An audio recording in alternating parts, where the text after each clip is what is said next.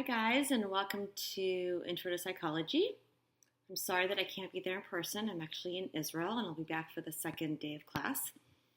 My name is Professor Daphna Hollander. I am a clinical psychologist, which means I have my doctorate in clinical psychology, my PsyD. A little bit about me. Usually the first day of class, I would go around, I would get to know all your names. I'm going to do all of that next week. I really want to get to know everybody and for you guys to ask me questions. And the first day, I really tried to make it an interactive class. So I apologize for not being able to do that. But a little bit about me. I've been a clinical psychologist for well over 20 years. I have worked with a wide array of clients, and I've done a lot of different things with my degree. I've worked one-on-one in a therapy session. I've worked with drugs and rehab in a lockdown facility. I've done a lot of memory work with seniors, and I've done couples, children, individuals. So I've done a lot of things, and there's a lot of things that you can do with psychology. I am a mom to 3 college students, so I understand all the pressure that comes with being a student and working and family and all of that. So I hopefully understand where you guys are coming from and things that you guys are going through. Next week when I'm there, we'll talk more about each of you guys. I would love to get to know you guys individually. So we'll do that. So today I'm just going to talk a little bit about the syllabus. We'll go over some of the slides and then keep all your questions for when I'm there. So let's talk about the syllabus. You're going to find it on Canvas under syllabus. That is what you're going to refer to. It pretty much gives you a breakdown of the lessons, what chapter we're on, when the midterm will be, and when the final will be. I just ask that you're a bit flexible because the dates might change, the midterm might change, the final might change, and I just need you guys to be flexible with that. Always check in if I give an announcement or change the date, or depending on how much time, because this class only runs on Tuesdays from 1 to 2:15. So we don't have twice a week to meet. So if I run out, I may shorten the lesson plan so I can add another chapter. So just always check the announcements, check to see if I've updated or changed anything. The way that the class is going to be structured is you'll have my slides. I've already uploaded the slides on the modules. Each module has the slides and it has your assignment. So we'll go over the slides. I really try to make it interactive. I don't want to sit here and just lecture you guys on the slides. You can read the slides whenever you want. So I try really hard to get each of you guys to interact with me, ask questions. If I ask you guys questions, I really expect some feedback. And you do get participation points.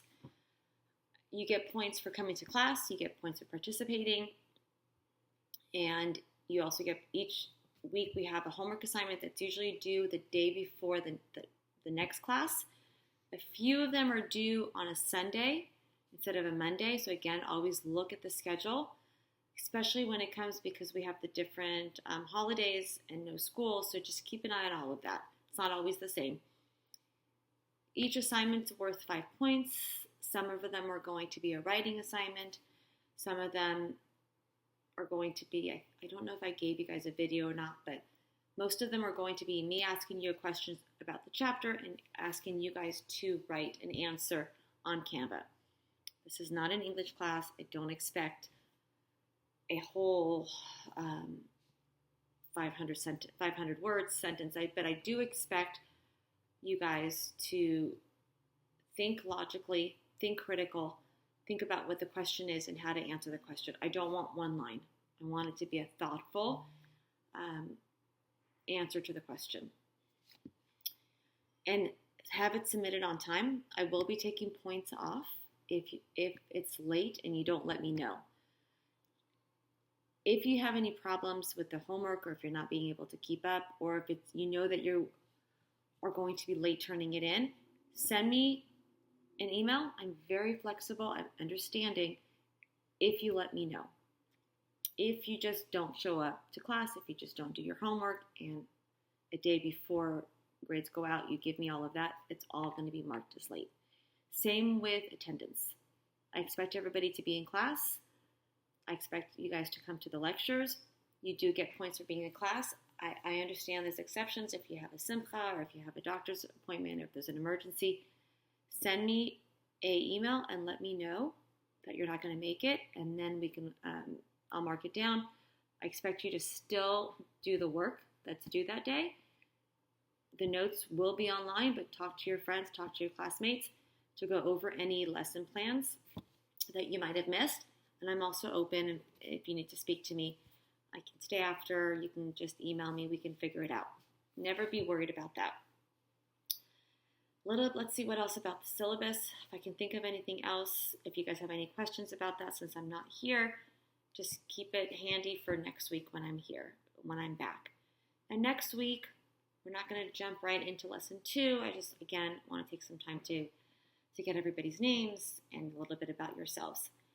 Normally, so let's just jump into the start of the lesson. And again, today's recording won't be, we usually meet for an hour and 15 minutes.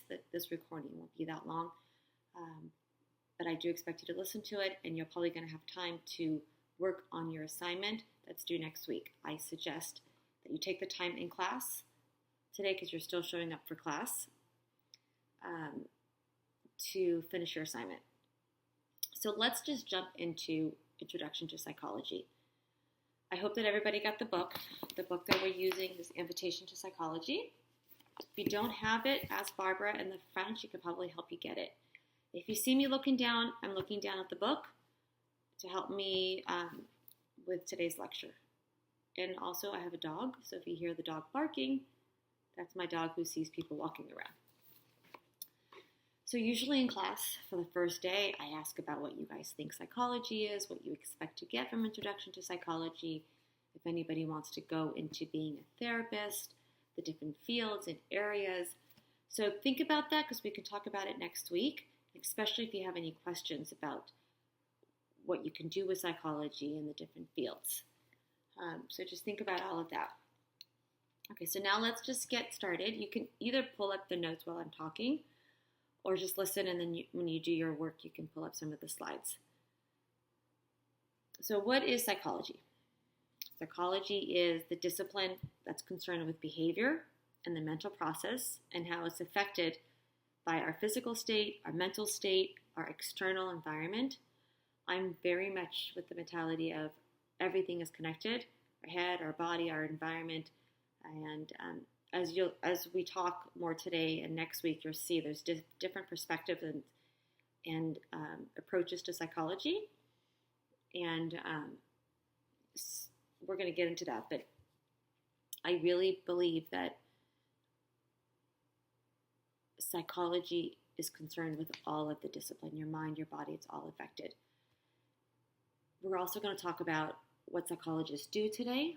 We're also going to talk about some of the studies and how we're able to talk about psychology being a science, and it becomes more and more of a science compared to what it was when it first started. A lot of the times when it first started, it was looked at as pop psychology. It was looked at as mind reading, but it's become very much of a science of you need to have research, especially when you're dealing with the brain and neurons and all of that, which we think we get into like chapter 3 or 4. I'm not going to get too much into the birth of psychology and when it first started, because I'm not there, and usually I like to talk about it and I show pictures of everything, but you can look at the slides. One of the biggest psychologists that most of you guys probably know is Freud, who developed psychoanalysis, and he was one of the earliest founders of psychotherapy. So from there, it has really evolved into different perspectives and different stages and different ways of looking at psychology and how it affects our behavior and our environment. So from there, I said we're going to talk about what psychologists do. So again, I had mentioned that I'm a clinical psychologist. I have my PsyD in clinical psychology, which means that I can see patients, I can give tests, I can do a psychological assessment, I can I can pretty much do everything except give out medication. Psychiatrists go to medical school, they do therapy, they do everything, and they can also give out medication. That is changing. More and more, they're letting psychologists give out different types of medication, so that is changing. We can also consult with businesses, with the government. The police station has a psychologist usually on staff, prison systems, social work, all of those. And it's not just a clinical psychologist. You can be an MSW, a social worker. You can be an MFT, which is a marriage family therapist. MFT is 2 years, and then you have to sit for your licensing exam. I can also be a life coach. With a life coach, you don't need to take a licensing exam. I had to take MFTs, MSWs, psychologists have to take a licensing exam in order to be licensed and get that renewed every 2 years. There's also people who have PhDs who go into research, clinical research, and they focus more on research than seeing patients one-on-one. You also have people who have an ED, which is the ones that want to focus on school-based psychology. They work at schools, they work with kids, they might do counseling at school, they help with figuring out which path you want to go to. It's also a very popular field. So those are the different things that psychologists could do. There's a lot more, and people are always coming up with different things to do with our degree. Group therapy is also a really big one. They do a lot. There's so many different things that you can do. So from there, let's jump into, we defined a little bit about what psychology is. Let's talk about the different psychologies that are popular now, the present psychology. So there's 5 major psychological perspectives. And something that I really like about your book is every time throughout the book, it talks about something, it breaks it down into those 5 perspectives and how they would look at a topic, look at something, and how they would present it. So there's the biological perspective, which is a psychological approach that emphasizes bodily events and changes associated with actions, feelings, and thoughts. There's a learning perspective. It's the psychological approach that emphasizes how the environment and the experience affects a person's actions. So it says basically, and we're going to go into all of this in more into detail, but a behavior is learned. If as a child you learn that if you misbehave and scream, you get an ice cream, that's a learned behavior. And as you grow older, you learn if you act out, throw tantrums, yell, you're going to get what you want. Cognitive perspective, which is a lot of how I used to work. I was very eclectic when I was seeing patients, a little bit of everything. A cognitive perspective is a psychological approach that emphasizes mental process and perception, memory, language, problem solving, and other areas of behavior. They look at a problem as saying, okay, we have a problem. How can we fix it? Let's get to the solution and then work towards finding the being able to achieve those steps. It's very problem solution oriented. Social cultural perspective, which I think all of these are all really important in my opinion. You need all 5. I personally look at all 5 of these when I see someone because I think all 5 affects a person's behavior and actions, and if you want to change it, you really have to look at every aspect of what's going on. But the social cultural perspective is a psychological approach that emphasizes social and cultural influences on behavior. So what I mean by that is, I'm assuming everybody in this class has grown up has gone to from schools. Your perspective, because you have been surrounded by that, your culture, your social, you're influenced by that world. Compared to somebody who might have gone to a public school, who's not surrounded by that, will have a very different perspective. Take, for example, China. With the elderly, a lot of them are raised in a multi-generational home where their grandparents live with them, and you don't send them to an old age home. So they're very used to taking care of their elders, being around family, which you don't really get on the West. A lot of people here, for example, in the States, we don't really have a lot of that. So that's just looking at the culture, social, how we grew up, the different economics, your parents around, all of that stuff, which I think is really important. Psychodynamic perspective it approaches the emphasis on unconscious dynamics within the individual. So things that we may not even be aware of, such as inner forces, conflicts, or the movements of instinctual energy. So we do things that we're not even aware of. And a psychodynamic therapist will try to bring those things to our awareness so we can change it. Things that might have happened that might have damaged us when we were little. So that's a little bit about that. We talked about what psychologists do. A lot of them do research. They practice. There's psychology in the community. I'm going to talk a little bit about this. If you look at the slides, I talked about psychotherapists, clinical psychologists, psychiatrists. So we have all of that, which we did. Now, a lot of what's really important in psychology is critical thinking. The ability and willingness to assess claims and make objective statements, judge and well-supported reasoning and evidence rather than emotions. So what I mean by that is when you're sitting with a patient and where you're trying to figure out if you're working for a company or something else, is it's not coming from our place of emotion. It's coming from a place where we can think critically about it, analyze the situation, look at research that supports something, why we're doing something, and go from there. A guideline to critical thinking is asking questions, be willing to wander, define terms, examine the evidence, analyze the assumptions, the bias, avoid emotional reasoning, all different things that we have to think about. Now, a lot of the ways that we do this and how psychology has become more and more of a science is the scientific method.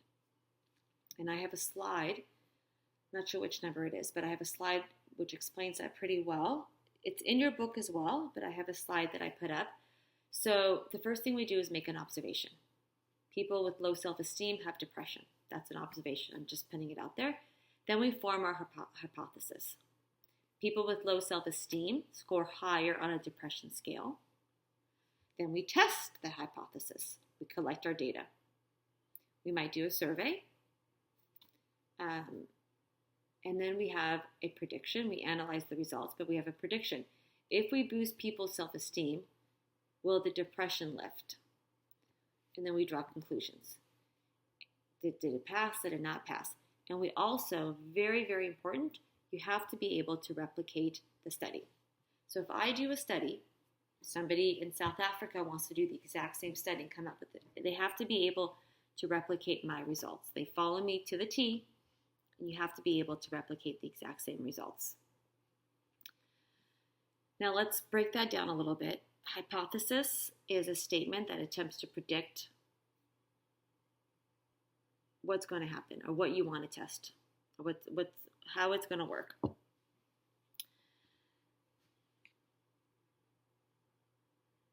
Some of this stuff, I'm looking through the notes while I'm talking because I'm at the book. I'm not going to go through all of it today, but it's up on your notes. When we do a research methods in psychology, we also have to come up with a theory. It's an organized system of assumptions and principles that explains a specific set of phenomena and their interrelationships. And we have to be able to test that theory.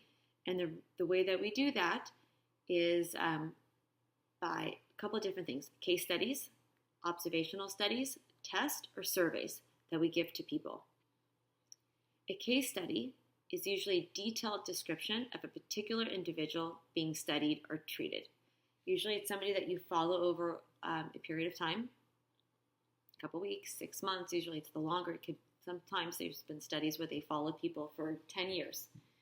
And you observe them and you have your study and you base your results through that study. Observational studies in which the researcher carefully observes and records the behavior without interfering with that behavior. So that could either involve two different things. You're either looking out something natural. You're at a park you have a couple things in your head, you have a clipboard, and you're just sitting down on the bench and you're observing without talking to anybody. Nobody knows what you're doing.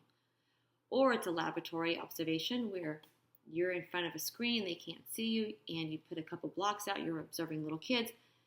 You put some blocks out and you put some candy. Well, let's take it back. This study actually happened. You put in some candy or some cookies and you tell the kids not to touch any. You walk out, you put two kids there. You're observing them to see if they're actually going to touch it or how long it's going to take them to take it, or do they listen to you. So that's the laboratory observation. Then there's a test. There's different tests to be able to test your hypothesis. There's a standardized to develop a uniform procedure for giving and scoring a test. Norms establish standards of performance.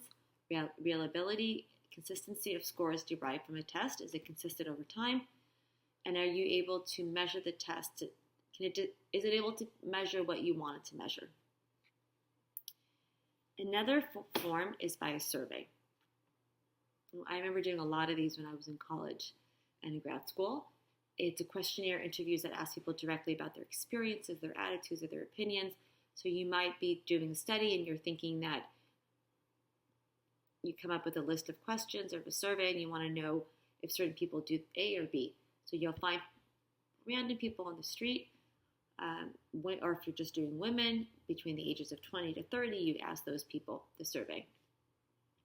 And representative sample is a group of subjects selected from a population which matches the population that's important characteristics. So those are the different things. And again, we're going to go into all of this. And it's also really important when we do these studies, you have to study the correlation between them. Is there a strong relationship between two variables? I'm giving you guys a lot of information because I'm not there. Again, I would really be talking to you guys. Don't be overwhelmed today. I'm just going over all of this. If you look at the notes, I'm talking a lot about the correlations, and I'm going to go over all of that with you guys as well in a little bit. An experiment that you might do is a controlled test of a hypothesis in which the researcher manipulates one variable to discover its effect on another.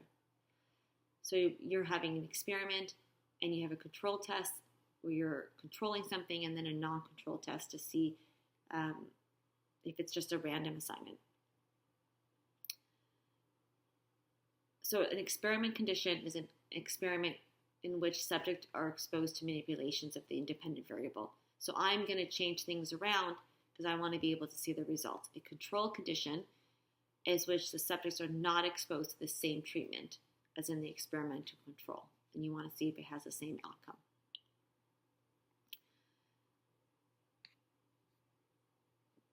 Also, when there's something in I don't know if you guys have heard of the placebo effect. So that's also something to take account when you're doing a lot of these.